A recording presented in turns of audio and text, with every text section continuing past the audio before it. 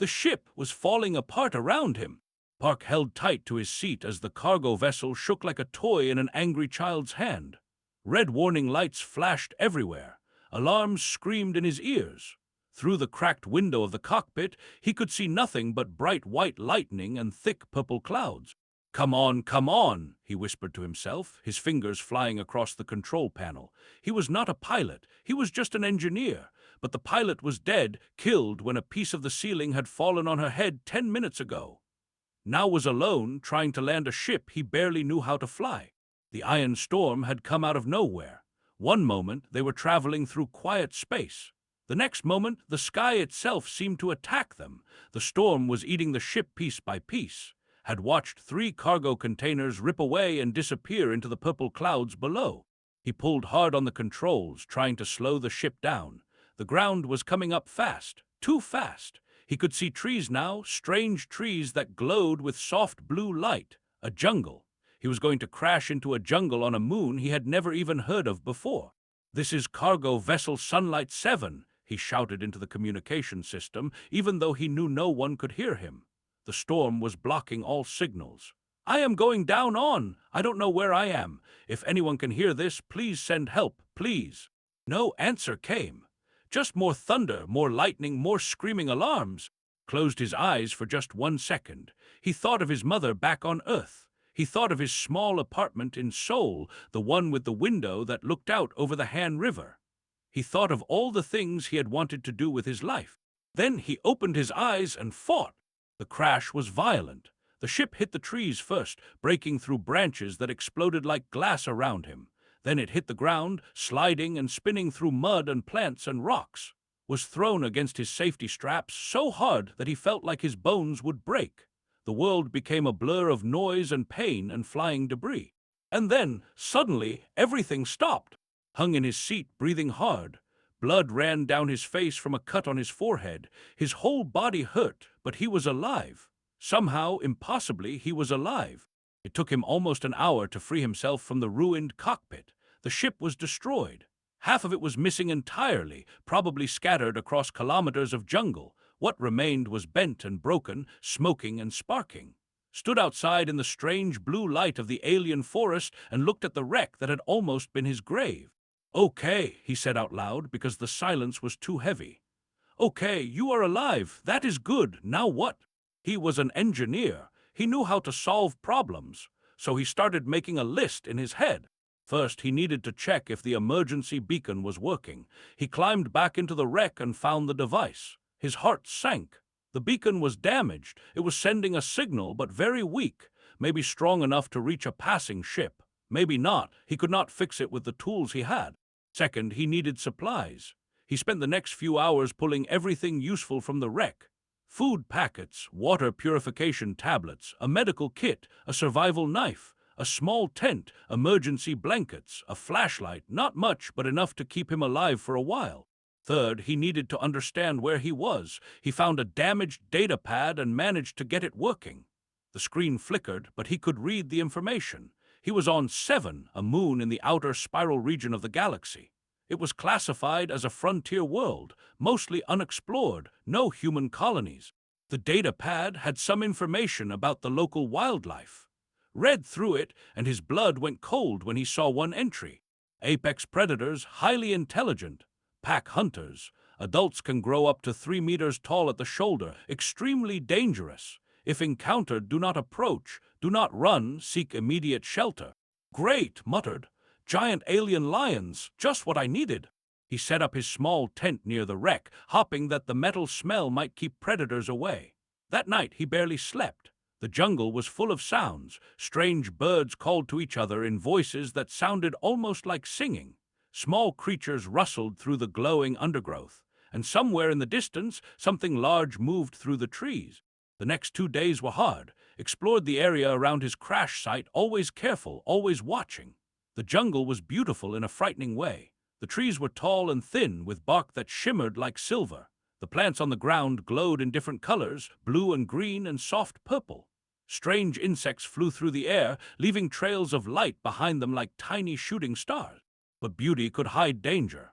Learned this on his second night when a creature the size of a wolf tried to attack him. It had too many legs and teeth like needles. He managed to kill it with his knife, but the fight left him shaking and covered in strange purple blood. On the morning of the third day, heard something that changed everything. He was walking along a small stream, refilling his water containers when a sound reached his ears. It was high and thin, almost like a baby crying, but not quite. It was something else, something not human. Knew he should ignore it. He knew he should go back to his camp and stay safe. But the sound was so sad, so scared. It pulled at something deep inside him, something he could not explain. He followed the sound. It led him to a ravine, a deep cut in the ground where two hills came together. The crying was coming from the bottom. Carefully made his way down, grabbing onto roots and rocks to keep from falling. The sound got louder with every step. And then he saw it. A creature lay trapped under a pile of fallen branches. The branches were strange, made of something that looked like crystal but had shattered into sharp pieces. The creature was about the size of a large dog with 6 legs and a long tail. Its fur was silver, with faint blue markings that seemed to glow slightly in the dim light. Its eyes were large and golden, like 2 small suns. A cub! Stopped breathing. He knew what this was. He knew how dangerous this was. This was a baby of the most dangerous predator on this moon. Somewhere out there, its parents were looking for it. Its pack was looking for it. And if they found him near their child... The cub cried again. It tried to move and saw that one of its legs was bent at a wrong angle. Broken. The cub could not free itself. It was trapped and hurt and alone. Looked back up the ravine. He could still leave. He could walk away right now and pretend he had never seen this. No one would ever know. The smart thing, the safe thing, was to leave this creature to its fate. The cub looked at him with those golden eyes. There was pain in them and fear, but also something else. Hope. It was looking at him like it hoped he might help. Thought about his grandmother. She had lived on a small farm outside Seoul when he was a child. She had always helped animals in need, no matter what kind they were. Stray dogs, injured birds, once even a snake with a hurt tail. She used to say that kindness was never wrong, even when it was hard. "I am going to regret this," said out loud. Then he climbed down to help. The crystal branches were sharp, cut his hands several times as he worked to free the trapped cub. Blood dripped from his fingers, mixing with the dirt and broken crystals on the ground. But he did not stop. He could not stop, not when those golden eyes were watching him with such desperate hope. The cub whimpered as he moved each branch. It was clearly in great pain, but it did not try to bite him. It did not try to scratch him with its claws, which could see were already long and sharp even though the creature was young. It just lay there, trembling, waiting to see what this strange two-legged being would do. "It is okay," said softly as he worked.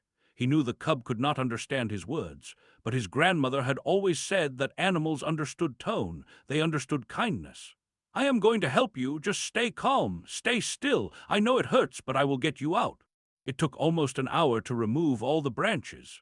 By the end, was exhausted and his hands were a mess of small cuts, but the cub was free. It lay on the ground, panting hard, its broken legs stretched out at an ugly angle, sat back and looked at the creature.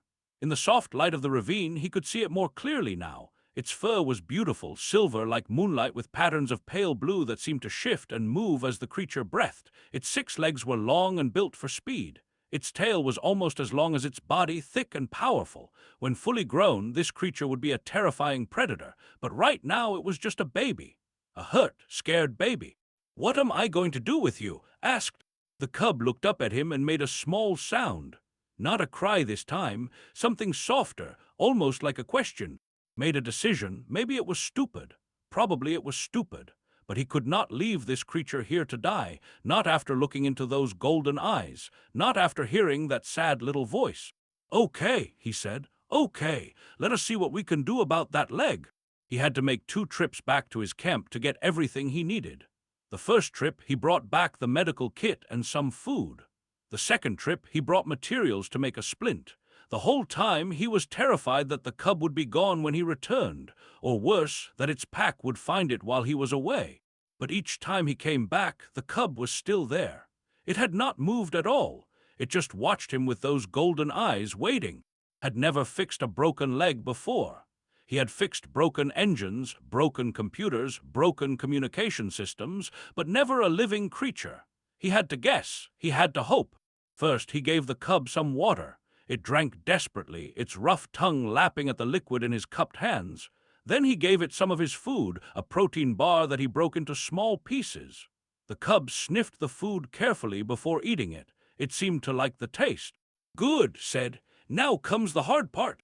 He worked as gently as he could. He cleaned the area around the broken leg. He carefully straightened the bone, wincing when the cub cried out in pain. He used 2 straight sticks and strips of cloth from his emergency supplies to create a splint. He wrapped everything tightly, but not too tight. The cub trembled through the whole process, but it never tried to hurt him. It seemed to understand that he was trying to help. When he was done, sat back, exhausted. The sun was going down. The jungle was getting dark. He needed to get back to his camp, but he could not just leave the cub here. "Can you walk?" he asked. The cub tried to stand. It managed to get up on its 5 good legs, holding the broken one off the ground.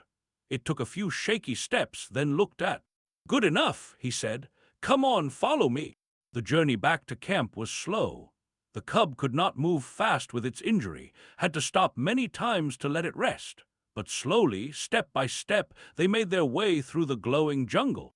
When they reached the camp, set up a small bed for the cub using one of his emergency blankets.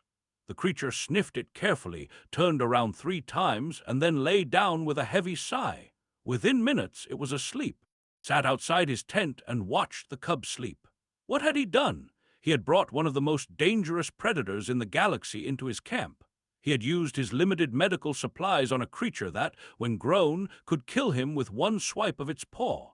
He had made himself responsible for a life that he had no idea how to care for. But when he looked at the sleeping cub, its silver fur rising and falling with each breath, he did not feel regret. He felt something else, something warm in his chest, something that felt almost like purpose. "I need to give you a name," he said softly. "I cannot just call you the cub forever." He thought about it. The creature's fur had a beautiful color, silver with a slight purple shimmer in certain light. In Korean, there was a word for that kind of color. It meant spring, but it also reminded him of the delicate purple flowers that bloomed on his grandmother's farm every year. He said, "I will call you." The cub's ear twitched in its sleep, as if it had heard him. The days that followed were strange and wonderful. Had never had a pet before. His apartment in Seoul had been too small, his work schedule too busy. But now, with nothing else to do but survive and wait for rescue, he found himself becoming attached to the small creature. Healed faster than expected. Within a few days, she was putting some weight on her injured leg. Within a week, she was walking almost normally. The splint had worked. The bone was healing. As got stronger, her personality began to show. She was curious about everything. She would follow around the camp, sniffing at his tools and supplies. She would watch him with those golden eyes whenever he did anything interesting. She was also playful. She would chase insects through the camp, pouncing on them with more enthusiasm than skill. She would bat at hanging leaves with her paws. She would roll on her back in patches of sunlight, making happy sounds. And she was affectionate. This surprised most of all. He had expected a wild creature, a predator that would always keep its distance, but seemed to crave his company. She would press against his side when they sat together. She would follow him everywhere he went. At night, she would curl up against his back, her warm body keeping him comfortable even when the jungle air grew cold. Talked to her constantly. He told her about his life on Earth. He told her about his job, his family, his dreams. He told her about his grandmother and the farm and the animals. He told her about the time he got lost in Seoul as a child, and a kind stranger helped him find his way home. He told her about the first time he saw the stars from space and how beautiful it was. Could not understand his words, but she always listened. She would tilt her head and watch him with those golden eyes, making small sounds as if she was responding. It made feel less alone. It made the long days of waiting feel less empty. On the 8th day, brought him a gift. Was working on the emergency beacon, trying once again to make the signal stronger when came running into camp. She had something in her mouth. She dropped it at his feet and looked up at him with obvious pride. It was a small animal, something like a rabbit but with blue fur and too many ears. It was dead. "Did you catch this?" asked. Made a happy chirping sound. Her tail wagged back and forth. looked at the dead creature, then he started to laugh. It was the first time he had laughed since the crash. It felt good. It felt really good. "Thank you," he said, reaching down to Pet's head. Her fur was incredibly soft. "This is a wonderful gift." That night they ate together, cooked the strange rabbit creature over a small fire. It tasted odd but not bad, ate her share raw, crunching through bone with her growing teeth. They sat side by side under the alien stars and felt something he had not felt in a long time. He felt at peace, but he knew it could not last. Every day he worried about the same thing. Where was Pack? Where were her parents? Were pack animals? They did not abandon their young. They should have come looking for her by now. Unless something had happened to them. Unless was alone. Did not know which possibility scared him more. The morning of the 12th day started like all the others. Woke up with pressed against his back, her warm body rising and falling with each breath. He lay still for a moment, listening to the sounds of the jungle waking up. Strange birds singing, water dripping from leaves, the soft hum of insects beginning their day.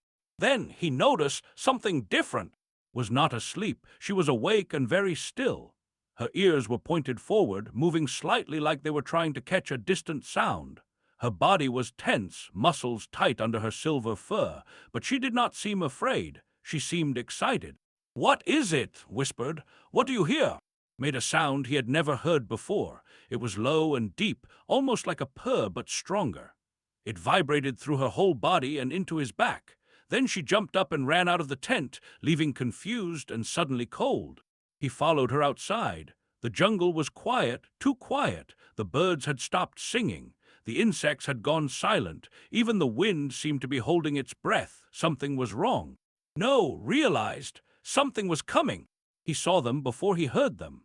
Shadows moving through the trees at the edge of the clearing where his camp stood. Large shadows, very large shadows. His blood turned to ice in his veins. They emerged from the jungle like ghosts. One by one, they stepped out of the shadows and into the pale morning light. They were massive, far bigger than had imagined from the data pad descriptions. 3 meters tall at the shoulder was just a number. Seeing it in real life was something completely different. 7 of them, 7 adult, each one a perfect killing machine. Their silver fur gleamed. Their golden eyes glowed. Their muscles rippled under their skin with every step.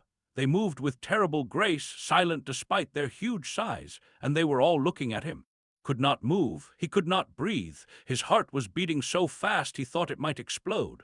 This was it. This was how he was going to die. Eaten by alien lions on a moon no one had ever heard of. His body would never be found. His family would never know what happened to him. The largest was at the front of the pack. He was even bigger than the others, with a thick scar running across his face and one eye that was white and blind. His good eye fixed on with an intensity that made the human feel like prey, like food, like nothing. Was running!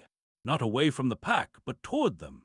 She bounded across the clearing on her still healing leg, making that same deep rumbling sound. She ran straight to the male and pressed her head against his massive leg. Her tail wagged so fast it was almost a blur. The male looked down at the cub. Then he looked back at. His lip pulled back, showing teeth as long as fingers.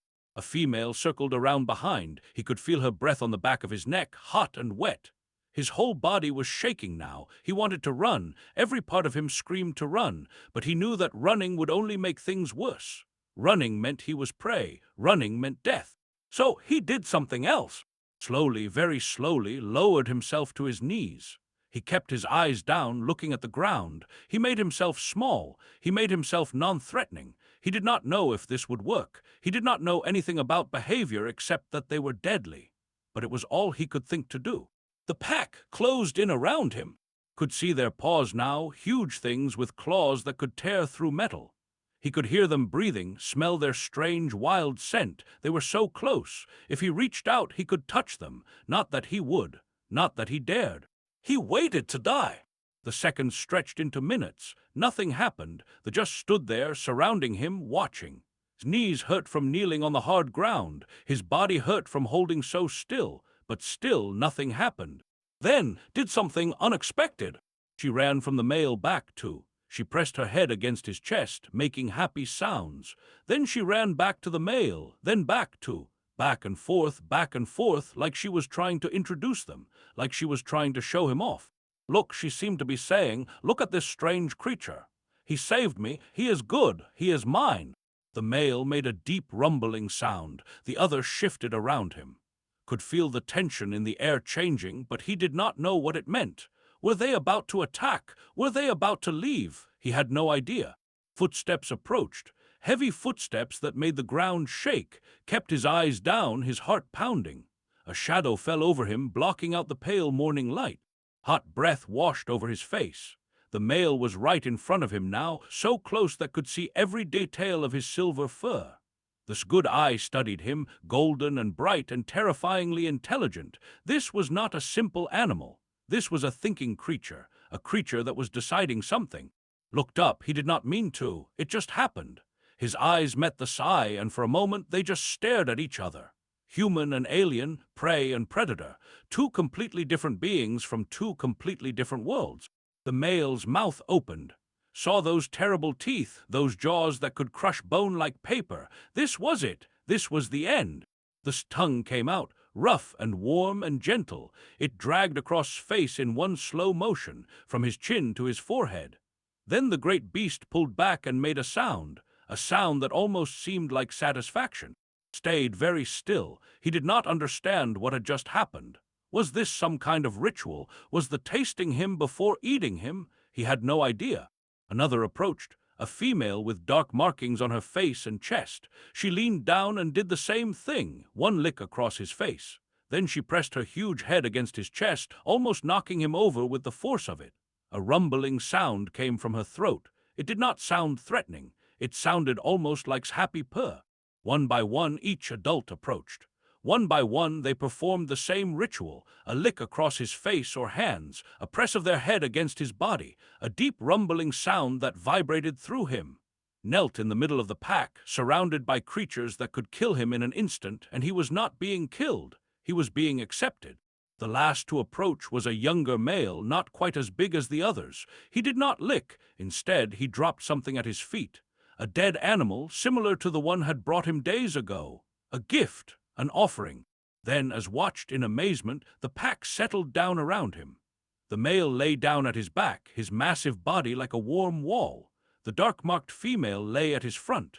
The others filled the spaces between, creating a circle of fur and muscle and deadly claws. Walked into the middle of the circle. She looked at, and he could swear she was smiling. Then she climbed into his lap, turned around 3 times, and lay down. Her purr was so loud it seemed to fill the whole clearing. Sat there, surrounded by apex predators, and he finally understood. He had saved their cub. He had healed her broken leg. He had fed her and protected her and loved her when she had nothing else. And in return, they were not going to kill him. They were going to keep him. He had been adopted into the pack. Started to laugh. He could not help it. The situation was so strange, so impossible, that laughter was the only response he had. Here he was, a cargo ship engineer from Seoul, sitting in the middle of an alien jungle, surrounded by giant predators that had decided he was family. His grandmother would have loved this story. The male raised his head at the sound of laughter. His good eye studied the human for a moment. Then he made a sound that might have been the version of amusement. His tail swept across the ground once, twice, reached out slowly and placed his hand on the great beast's side. The fur was softer than he expected, and he could feel the powerful muscles underneath. They did not move away. He did not growl or show his teeth. He just lay there, accepting the touch. "Thank you," whispered. He did not know if the creature could understand, but he felt like he needed to say it anyway. "Thank you for not eating me." The male made another rumbling sound, chirped happily in his lap, and the jungle, which had been so quiet, slowly came back to life around them. The days after the pack's arrival were unlike anything had ever experienced. His small camp in the jungle clearing had changed completely. Where before he had been alone with only for company, now he was never alone at all. They were always there, always watching, always protecting. They did not leave, had expected them to take and disappear back into the jungle, but they stayed. They made his clearing their home. They slept in a great pile of silver fur around his tent every night. They brought him food every day. They treated him like he belonged to them. Because slowly realized he did. He learned their personalities over those strange days. The male was the leader, the alpha of the pack, named him, which meant son, because of the way his good eye glowed like golden fire, was serious and watchful. He rarely played or made sounds, but every morning without fail he would press his great head against shoulder in what the human came to understand was a greeting, a recognition, an acknowledgement of family. The dark-marked female was Smother, named her, which meant star, because of the pattern of spots on her chest that looked like a constellation, was gentler than but equally protective. She would often lie near while he worked on his damaged equipment, watching him with curious golden eyes. Sometimes she would make soft sounds, almost like she was trying to talk to him.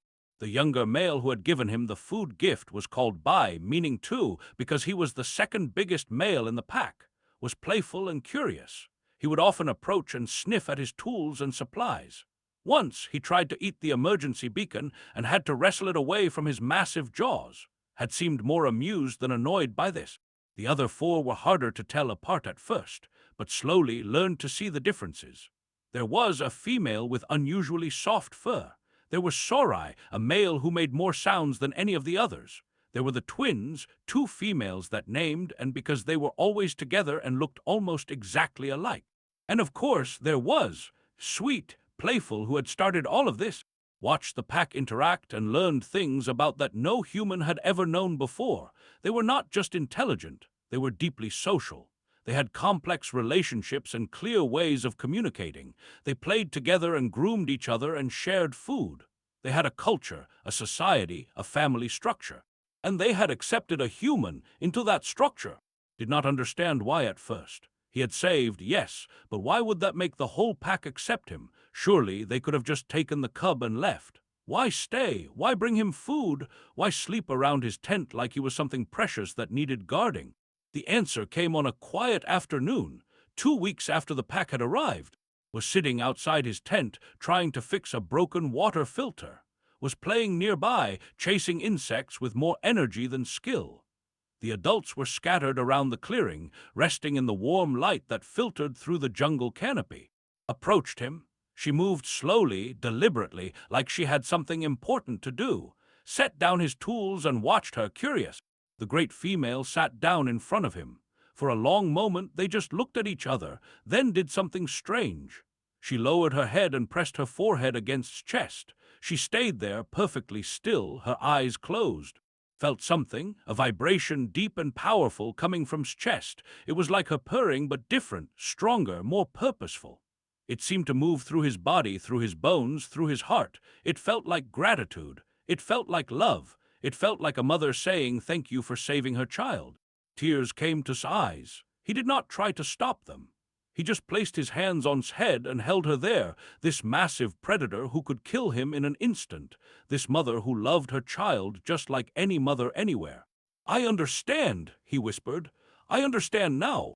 Had been the runt of the litter, the smallest, the weakest, the one with the leg that had never been quite right. In the wild, in the harsh reality of survival, she would not have lived. The pack would have left her behind, not out of cruelty, but out of necessity. They could not slow down for one weak cub. They could not risk the whole family for one small life, but had changed that. A strange creature from another world had looked at their abandoned cub and seen something worth saving. He had carried her to safety. He had healed her broken leg. He had fed her and protected her and loved her when even her own pack had given up hope. And in doing so, he had shown them something new, something they had never seen before, a different way of being, a belief that every life was worth fighting for, even when it seemed hopeless. Even when it was hard.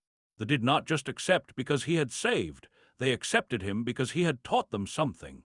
He had shown them that strength was not just about being big and fast and deadly. Strength could also be about kindness, about compassion, about refusing to give up on someone weaker than yourself. From that day forwards, relationship with the pack deepened. They did not just tolerate his presence anymore. They actively sought it out. They would bring him the best parts of their kills. They would groom his hair with their rough tongues, even though it probably tasted strange to them. They would press against him on cold nights, keeping him warm with their bodies. Began teaching him things, how to read the jungle, how to find water, how to identify dangerous plants and animals. The great Alpha would walk slowly through the forest, looking back to make sure was following, stopping to point out important things with his nose. It was education. It was a father teaching a son the skills he needed to survive. Would check on him constantly. She would sniff at his injuries, even small cuts, and make worried sounds. She would push food toward him if she thought he was not eating enough. Once, when he got sick from drinking bad water, she stayed by his side for 2 days straight, barely eating or sleeping, watching over him until the fever passed. The younger played with him, would chase him through the camp, careful never to actually catch him, making sounds that sounded remarkably like laughter. The twins would bring him strange objects from the jungle, presenting them like gifts and seeming pleased when he showed interest. Even Sirius would sometimes roll onto her back near him, showing her belly in a gesture of complete trust, and never left his side. She was his shadow, his constant companion, his best friend in this strange new life. Her leg healed completely, though she always walked with a slight difference that made her easy to identify. She grew bigger and stronger every day, but no matter how big she got, she still curled up in his lap every night. She still chirped with happiness every time she saw him. She still looked at him with those golden eyes like he was the most important thing in her world. Because, to her, he was. Stopped hopping for rescue. He did not know when it had happened, but somewhere along the way, the idea of leaving had become painful. This was his life now. This was his family. These strange, beautiful creatures who had decided that a small human belonged among them. He started building a better shelter, something permanent, something that said he was staying. They watched him work with apparent interest, even helped using his massive strength to move logs that could not budge alone. It was not a house exactly, more like a human-sized den, warm and dry and safe. When it was finished, the pack gathered around it, walked inside, sniffed every corner, and made a sound of approval. Then he walked out and lay down right in front of the door like a guard. The others followed, forming their usual protective circle, stood in the middle of his new home, surrounded by his impossible family, and he smiled. He had come to this moon expecting to die. Instead, he had found something he did not even know he was looking for. He had found a place where he belonged.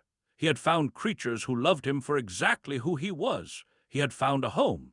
The stars were visible through a gap in the jungle canopy. Looked up at them, wondering which one was Earth's sun, wondering if anyone back home would ever believe this story. Pressed against his leg, purring. It did not matter if anyone believed it, decided. What mattered was that it was true. What mattered was this moment, this place, these creatures who had given him a gift greater than he could ever have imagined. They had given him a second chance at life, and he intended to make the most of it. The rescue ship appeared on a clear morning. 3 weeks after had crashed on 7. He heard it before he saw it. A deep humming sound that cut through the jungle noises. A sound that did not belong to this world. A sound from his old life, the life before the crash, the life before everything changed. They heard it too. All 7 adults stood up at once, their ears pointing toward the sky, made a low warning sound, moved closer to who was already pressed against leg. The pack shifted into a protective formation, ready to face whatever was coming. "It is okay," said, though he was not sure if it was okay at all. "It is okay. Those are my people. They are coming to help." But were they, and what would that help mean? Would they take him away from here? Would they try to hurt Would they understand what had happened, what he had become, who his family was now? The ship broke through the clouds and descended toward the clearing. It was a small rescue vessel, designed for finding lost travelers and crashed ships. Its metal surface gleamed in the morning light. Its engines roared as it slowed down and carefully landed on the other side of the clearing, far from camp and the nervous pack. The engines stopped, the ramp lowered, and a woman stepped out. She was small and slim, with short black hair and sharp eyes. She wore the uniform of a rescue pilot. Behind her came 2 other crew members, a man and a woman, both carrying equipment. They all stopped dead when they saw what was waiting for them. 7 giant alien predators, 1 dirty, bearded human, and a silver cub sitting on that human's shoulders like it belonged there. "What the?" the pilot started. "Hello," said. His voice was rough from not speaking Korean in weeks. "My name is Park. I am the engineer from cargo vessel Sunlight 7. I have been waiting for you." The pilot stared at him. Then she stared at then back at him. Her mouth opened and closed several times without any sound coming out. "I am," she finally managed to say. "We received your emergency signal. We thought we expected to find." "A body," said. He smiled, though he knew he must look terrible. "I understand. I am surprised too." Took a careful step forward. Immediately, all 7 adults tensed, let out a low growl that made the air shake, froze. "They will not hurt you," said, "but you should move slowly. They do not know you yet. They are protective." "Protective?" Looked at him like he was crazy. They kill everything. They are monsters." Felt something hot rise in his chest. Anger. "They are not monsters. They are my family." The silence that followed was very long.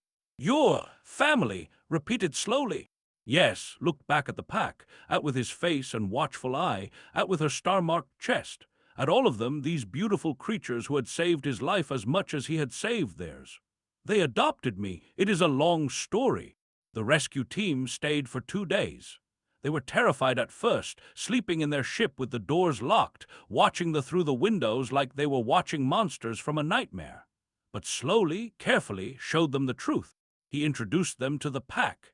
He showed them how would greet him every morning. He showed them how would check his health. He showed them how the younger played with him, how they brought him food, how they protected him.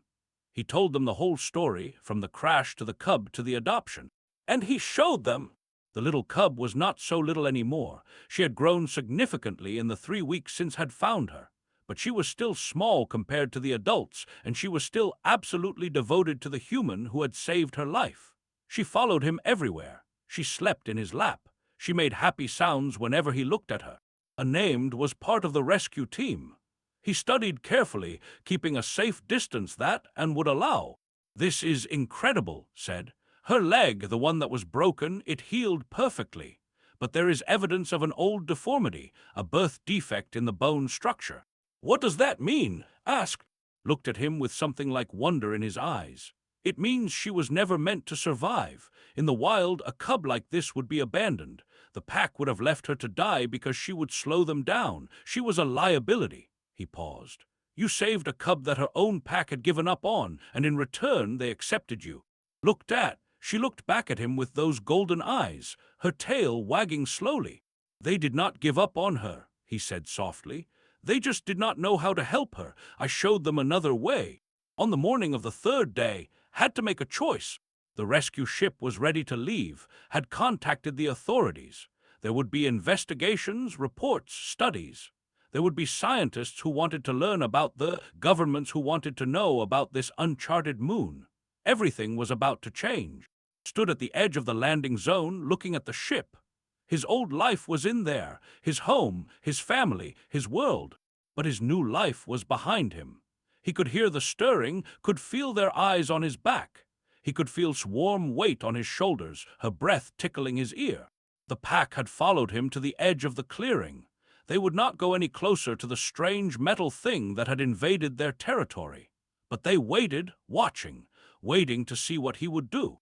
Stood at the front, his face unreadable. He made a sound, low and questioning. "What are you doing? Where are you going? Are you leaving us?" Turned back to face them, his family, his pack. These impossible creatures who had changed his life in ways he could never have imagined. He walked to and stopped in front of the great Alpha. They looked at each other for a long moment, then reached up and placed his hand on his face right over the terrible scar. "I have to go," he said, "but I will come back. I promise I will always come back."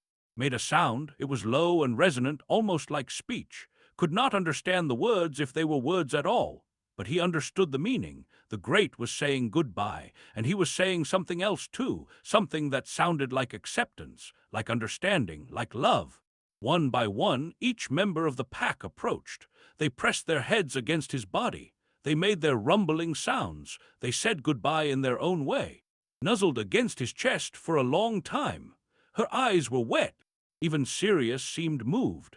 He pressed his forehead against one last time, and the human felt that same vibration he had felt with weeks ago. Gratitude, love, family. Was last. She looked at him with those golden eyes and saw something he had not expected. Determination, stubbornness, a refusal to let go. He said gently, I have to go home now. You should stay with your family." Chirped. She did not move from his shoulders. "Ugh!" She chirped again, louder this time. Her claws gripped his shirt. She was not leaving. She was not letting go. He was her family too, and she was not going to lose him. Looked at, the Alpha was watching them with his good eye. He made a sound, short and sharp. Then he turned and walked back toward the jungle. The rest of the pack followed, disappearing into the glowing trees. They were letting her go. They were letting choose. Felt tears on his face. He did not try to hide them. He held close and walked toward the rescue ship, toward his old world, toward a future he could not imagine. Months later, the story had spread across human space and beyond. The Seven Incident, they called it. The tale of a lone human who crashed on an alien world, saved the abandoned cub of apex predators, and was adopted into their pack. Scientists studied the recordings from the rescue team. Philosophers debated what it meant about the nature of compassion. People everywhere talked about the man from Seoul who had proven that kindness could bridge any gap, any species, any world. Other aliens heard the story too. Species who had always seen humans as chaotic, unpredictable, even dangerous began to reconsider. If a human would risk his life for a predator's cub, what else might they do? If they showed such compassion to creatures so different from themselves, what did that say about their nature? Did not care about any of that. He had returned to Earth, but he did not go back to his old apartment or his old job. He took a position at a wildlife preserve, a quiet place where he could work with animals and live a simple life. Stayed with him, she was officially registered as the first in human custody. She grew bigger every year, but she never lost her attachment to him. She still curled up against his back at night. She still brought him gifts of dead animals. She still looked at him with those golden eyes like he was the most important thing in the universe. Sometimes, on clear nights, would stand outside and look at the stars. He would find the direction of 7, that distant moon where everything had changed. He would think about and all the others. And sometimes he would swear he could hear them calling. Across the darkness of space, across millions of kilometers of emptiness, a great howl would echo in his heart. A sound of family. A sound of belonging, a sound that said no matter how far away he went, he would always have a place among them. Park, cargo ship engineer from Seoul, survivor of the 7 crash, adopted son of the pack, smiled up at the stars. He had found something extraordinary in the depths of space. Not glory or fame or fortune, something better, something simpler. He had found a family, and that, in the end, was worth more than anything else in the galaxy.